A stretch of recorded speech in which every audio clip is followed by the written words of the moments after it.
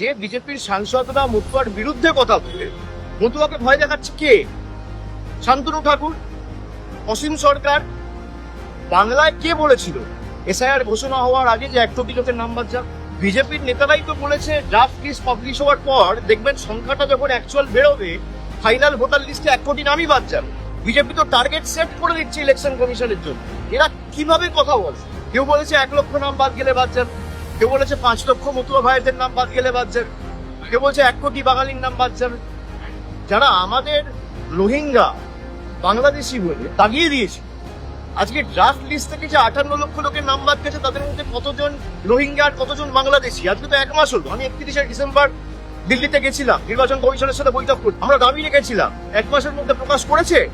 জায়গায় জায়গায় বাঙালিদের বাংলাদেশি বলে দাগিয়ে দিয়ে আমাদের ভাষা, আমাদের সংস্কৃতি, আমাদের কৃষ্টিকে অপমানিত করা, আমাদের ভাষাকে অস্বীকার করা, আমাদের মনীষীদের অপমান করা, এ তো বিজেপি করেছে। আপনি আমাকে গালাগালি দিন, মমতা বন্দ্যোপাধ্যায়কে গালাগালি দিন, তৃণমূলের যে কোনো লোককে দিন, আপনি বাংলার 10 কোটি মানুষকে লাইন দাঁড় করে দিচ্ছেন তৃণমূলের সাথে লড়তে না পেরে, জোর জবরদস্তি। সেই লজিক্যাল ডিসক্রিপেন্সির লিস্ট তো আলটিমেটলি সুপ্রিম কোর্টের হস্তক্ষেপের কারণে আপনাকে প্রকাশ করতে হলো। ইলেকশন কমিশন অনেক জায়গায় বলে দিচ্ছে এবং কিভাবে আদান নেওয়া যাবে না।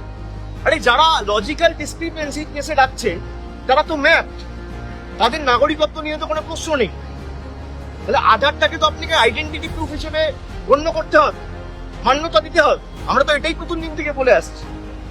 যারা এসআইআর করে মানুষকে ভীত সন্ত্রস্ত ভয় দেখাতে চেয়েছে, তারা আজকে বুঝতে পারছে যে এসআইআর করতে গিয়ে তাদের পায়ের তলার যেটুকু মাটি ছিল সেটুকু ছড়ে গেছে।